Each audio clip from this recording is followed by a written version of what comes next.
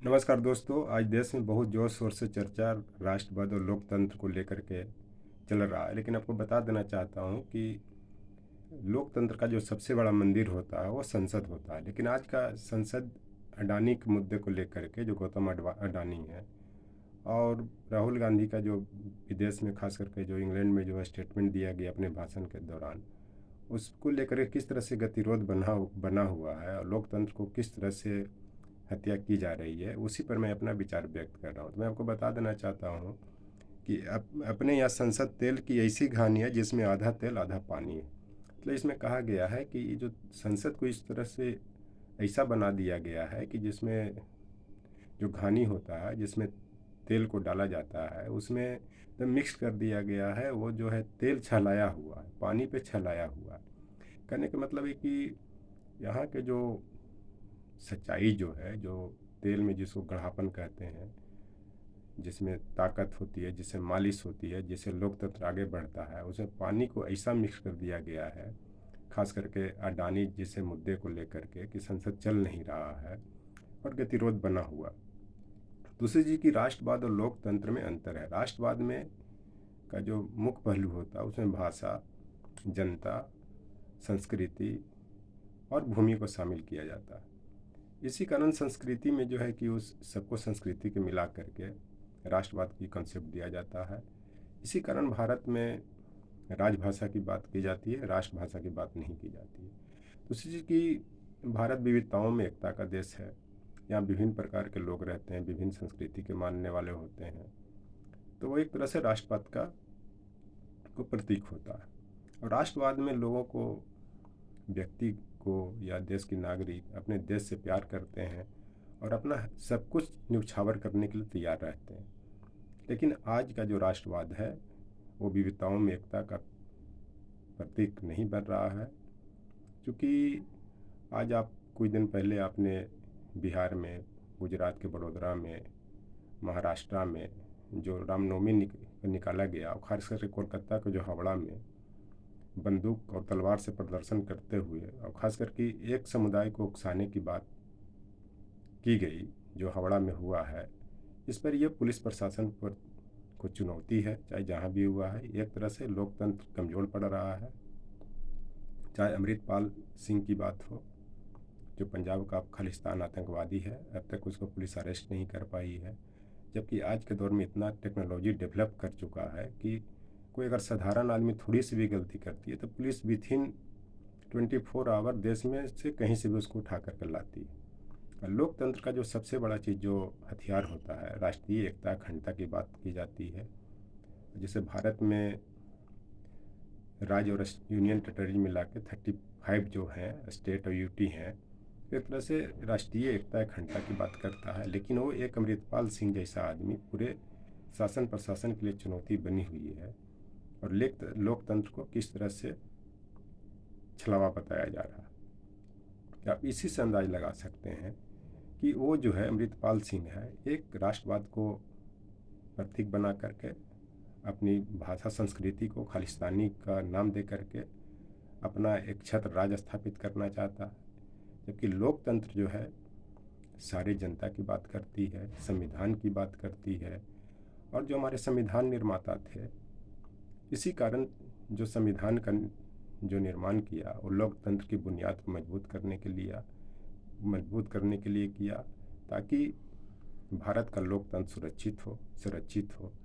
और जब जब किसी व्यक्ति पर राष्ट्रवाद हावी होता है तो उस देश का शासक तनाशा होता है। इसी कारण आपको पता होगा कि 1688 का ब्रिटेन में जो गौरवशाली क्रांति हुआ, वो शासक के अत्याचार के कारण ही हुआ।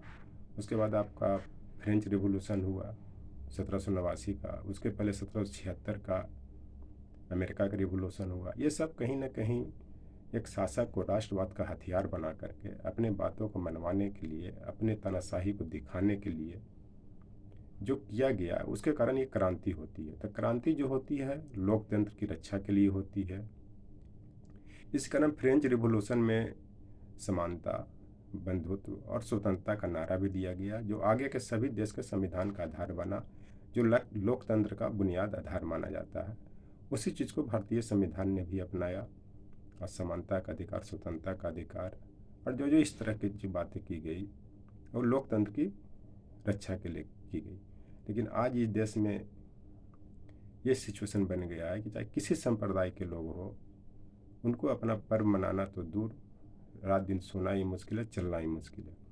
भाई पर्व के दिन खास करके इस तरह के सांप्रदायिक दंगा भड़काने का कारण यह है कि लोग उस पर्व पे मोबिलाइज होते हैं और एक भीड़ जुटती है, और भीड़ में जब प्रहार होता है तो बहुत लोग को नुकसान होता है, उसके कारण नकारात्मक चीज़ें आती हैं। लोकतंत्र का जो बुनियादी आधार माना गया है, जैसे विधायिका, कार्यपालिका, न्यायपालिका और मीडिया, लेकिन विधायिका और कार्यपालिका और मीडिया पर जिसकी सरकार होती है वो कब्जा बनाए रखता है। जब न्यायपालिका इसमें हस्तक्षेप करता है तो उस पर तरह तरह के आरोप लगाए जाते हैं। जैसे अभी माननीय किरण रिजिजू जी ने कुछ दिन पहले कहा कि जो रिटायर्ड जज हैं वो देश विरोधी गतिविधियों में शामिल है, लेकिन उनको ये पता होना चाहिए कि न्यायपालिका ही लोकतंत्र का संरक्षक है, व्याख्याता है, संविधान का व्याख्याता है, वो संविधान की रक्षा करती है। और उनका वो पद पर रहें चाहे नहीं रहें, उनका ये कर्तव्य बनता है कि वो लोकतंत्र की रक्षा की बात करें। और धर्म का मतलब ही होता है कर्तव्य होता है, उसके बाद अपना दायित्व होता है। ये नहीं कि धर्म के मतलब अपना पर्व मनाना, अपना संस्कृति को रक्षा करना, एक उसका एक पहलू है। लेकिन कोई भी संस्कृति, कोई भी धर्म अपने कर्तव्य निभाने की बात करता है।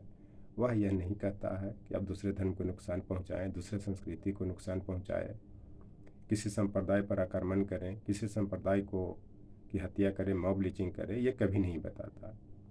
धर्म हमेशा लोकतंत्र की रक्षा की बात करती है। इसी कारण भारतीय संविधान में जो लोकतंत्र का बुनियादी आधार है, वो प्रस्तावना है, वहाँ उसकी प्रारंभ भी लोकतंत्रात्मक गणराज्य से ही होता है। फर्स्ट लाइन में ये हम भारत के लोग से ही होता है। ये लोकतंत्र का बुनियादी आधार है। लेकिन आज के दौर में जैसा इस देश में चल रहा है लोकतंत्र को, इसे झुटलाया नहीं जा सकता और ये किसी से छिपा नहीं है।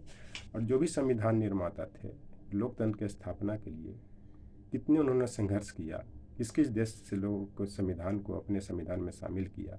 इसी कारण भारतीय संविधान को उद्धार का थैला कहा जाता है, क्योंकि पूरे विश्व के संविधान की जो अच्छी अच्छी बातें थी उसको इस संविधान में स्थान दिया गया, ताकि लोकतंत्र की रक्षा हो, ये न कि लोकतंत्र की हत्या हो। आज यहाँ तक कि जो लोकतंत्र के सबसे बड़े जो संस्थापक महात्मा गांधी थे, जो सत्य अहिंसा के बल पे अपने को साबित किया, इस देश को आज़ाद कराया, इतना ही नहीं, वो विश्व के कई देशों में स्ट्रगल किया मानवाधिकार के लिए, मानवीय पहलुओं के लिए। आज लेकिन उनको किस तरह से अपमानित किया जा रहा है।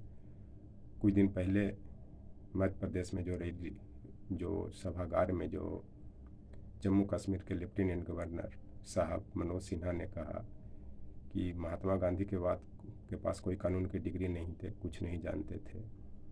अगर उनमें कुछ नहीं जानते, कानून की डिग्री नहीं थे, तो फिर केस कैसे लड़ते थे, लोगों का न्याय कैसे दिलवाते थे? तो ये तो देश की जनता डिसाइड करेगी कि लोकतंत्र की रक्षा हो रही है कि नहीं हो रही है। राष्ट्रवाद तभी बचेगा जब लोकतंत्र है। लोकतंत्र का राष्ट्रवाद एक पहलू है। राष्ट्रवाद के बिना लोकतंत्र जिंदा रह सकता है, लेकिन लोकतंत्र के बिना राष्ट्रवाद जिंदा नहीं रह सकता है। इस कारण इस देश में लोकतंत्र की रक्षा करने की बात होनी चाहिए, लोकतंत्र को बचाने की बात होनी चाहिए। और लोकतंत्र की बुनियाद तभी मजबूत होता है जब धर्मनिरपेक्ष लोग सत्ता में आते हैं, भागीदारी करते हैं, तभी लोकतंत्र मजबूत होता है। तो इस कारण मैं देश की जनता से अपील करता हूँ, लोकतंत्र की बुनियाद मजबूत होनी चाहिए, धर्मनिरपेक्ष नेताओं की जीत होनी चाहिए। अभी जो 2024 में इलेक्शन होने जा रहा है, उसे मैं देश की जनता से अपील करता हूँ कि जो भी धर्मनिरपेक्ष लोग हों, जिस पार्टी के भी हों, कहीं किसी पार्टी का नाम नहीं हो, उनको जिताइए, संसद में भेजिए। लोकतंत्र को मजबूत बनाने के लिए अपने हिसाब से उनको उत्साहित करें, ताकि संविधान की रक्षा और लोकतंत्र की रक्षा हो। लेकिन ये बहुत दुख के साथ मुझे कहना पड़ रहा है कि आज देश में अपना थोड़ी सी लाभ के लिए, सत्ता के लाभ के लिए उसके बाद अपनी बात मनवाने के लिए, बदला लेने के लिए किस तरह से अशांति फैलाया जा रहा है कि पर्व खुशी मनाने की चीज़ होती है। रामनवमी राम राज्य की बात होती है, लेकिन आज रामनवमी के अवसर पर जिस तरह से लोग हंगामा मचाए हुए हैं, और ख़ास करके धर्म के नाम पर, हिंदू मुस्लिम के नाम पर, ये किसी से छिपा हुआ नहीं। तो इसी पर एक शेर मैंने लिखा है कि क्या लिखूं मैं अपने देश के बारे में, एकता की मिसाल है ये देश, हमारा एक परिवार है। ये देश विविधताओं में एकता के प्रतीक है। एक वसुधैव कुटुंबकम की बात करते हैं, एक तरफ माननीय प्रधानमंत्री जी अब इनके जो सिपा सलार हैं, वसुधैव एक पृथ्वी एक परिवार एक विश्व की बात करते हैं, जो जहाँ जहाँ G20 में हो रहा है वो सब बोल रहे हैं, और एक तरफ अपना देश के लोगों को संभाल नहीं पा रहे हैं।